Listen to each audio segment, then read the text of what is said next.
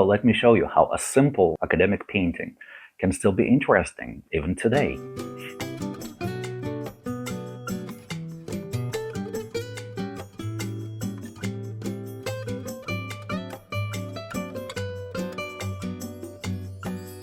Oil painting, like the old masters did it, is a strange thing actually. It can be very exciting and easy if you know how to do stuff on canvas, but at the same time it can make you very frustrated, especially when you see all those beautiful abstract paintings around you online and in real life. And that's probably how I felt when I was working on these two paintings, as I thought, who needs it? I took a long break. I went to France, to Normandy, just, to change the scenery and to have my eyes relaxed, maybe, to see Baroque paintings. I found some real Caravaggio. And by the way, I never was so close to Caravaggio painting. Real Velázquez and Nicolas Poussin. He is one of the most famous Normandy Baroque painters. And when I was looking at those paintings, I thought of something kind of important to me personally. First is, this is me. That's how I paint. And no matter what they say, there is no demand for it, I'll continue doing it. Because I cannot be somebody else. And the other thing is, the great masters, they knew the rules, but they also knew how to twist them. Even Caravaggio. When I came back, I thought, no, I should continue working on these paintings. But one, they're dry by now. The same still life, the same composition, the same setting. One is going to be a simple classical painting of still life, and the other one, I want to try something what Pontormo did. Pontormo is one of my favorite Baroque artists of all times. And I want to experiment with light, like he did, and with color, just like he did. Yeah, so let me have some beautiful Amsterdam light from my north window. I will put down some artworks from the wall so that the sensitive system is not shocked. And I will put some colors on my palette, get my apron, a black glove to see better the colors, and I will add some craziness to this little beauty. Yeah, but first let me show you this little still life. It's one of the paintings from my little diptych. Here you have everything we're taught to do. One light source, consistent and logical shadows, and the colors are very natural. They're very close to what I see on my table in a composition. And a painting like this, we work for hours, maybe weeks, maybe even months. And then at one point, that's how I feel often. At one point you think, oh my God, there is something missing in this painting. Everything is correct and perfect, but there is no, there is no life, there is no motion. And then you look around what your contemporaries are doing, and they're creating this wild abstractions, and they have passion and emotion and movement and dynamics, and you don't. But you do have the perfection. One of my professors, the same professor who told me about this gray circle of light around every object in a painting, you can watch that video. I'm talking about that circle of light here. He told me, learn all the rules, and then you will be free to break them. But first you have to follow them. So when I follow all the rules, this is what I get. It's okay.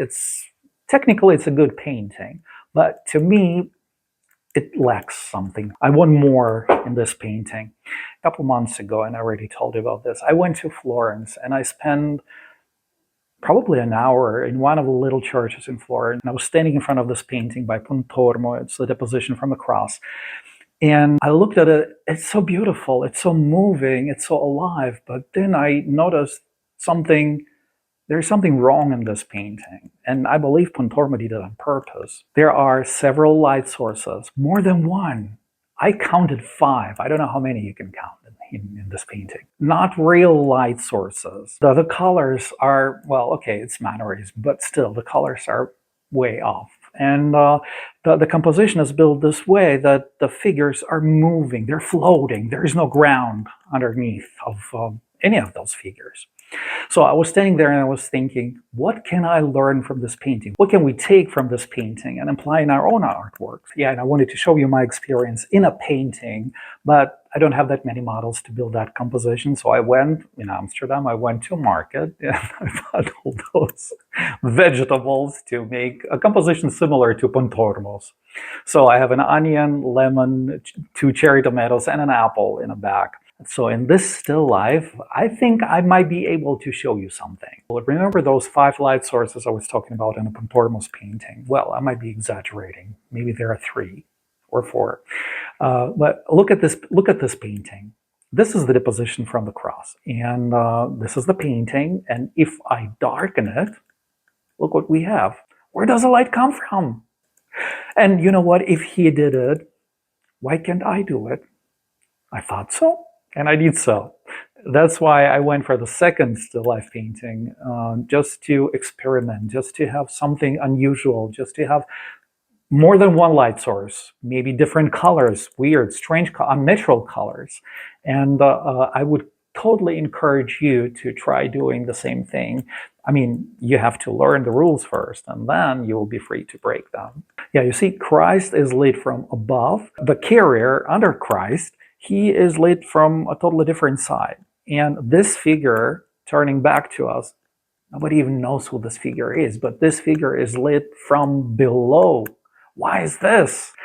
And then you will start looking around and you find other light sources. That's what I'm talking about.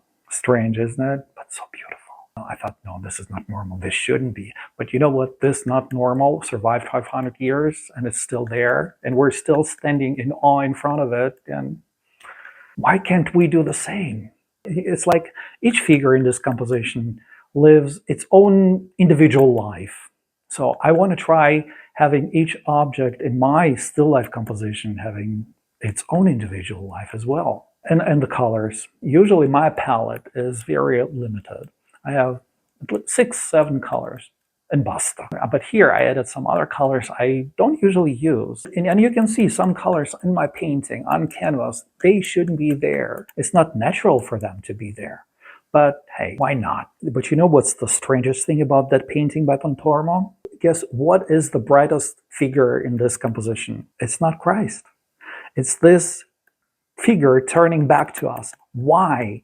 Nobody knows. Emotionally, it feels logical because it adds something to the composition. But naturally, there is no logic in this figure being the brightest. I think this is exactly what Pontormo was doing. He was not assigning light and colors based on what he sees in nature. He does it intentionally, and he assigns light and colors emotionally. Does it make sense?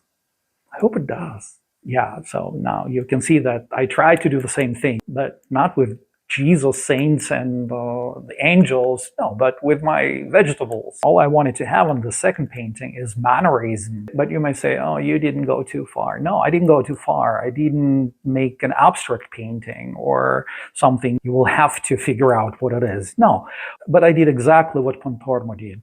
He followed the rule just enough so that you don't notice when the rule is broken. The same is happening in my little painting. I have all the rules followed, but you don't notice when I break them.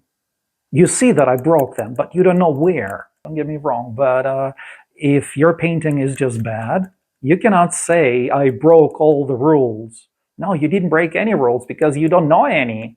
So first learn the rules, and then you'll be free to break them. If you look at this painting, here I have obeyed all the rules. And in this one, all rules are obeyed just enough to be broken. It still looks beautiful, but it kind of reminds me of Mannerism. Yeah, I can work on it for a couple more hours, but I should stop, and it's still wet. I did not change the composition, I didn't change the objects, I just changed the way they live with each other. They have their individual lives. And there are 2 more things I want to tell you. And these things, they can add this yumminess to your painting. First, look what Velázquez did. He was cleaning brushes on his canvas, and he left those brush marks. So that's what I did too. I left my brush marks there, cleaning brushes. And, you know, it makes the painting alive, I think. I like it. And there was a moment in art school, we were working on a figure painting, and then when the class was over and everybody was so tired, and I'm like, no, we have to have some fun. And I asked every student in the classroom to have their brush and clean their brush on my canvas, and that's what they did. And Here's the painting. I'm not going to show you the whole painting because it's too risky for YouTube. Again, unfortunately, but yeah.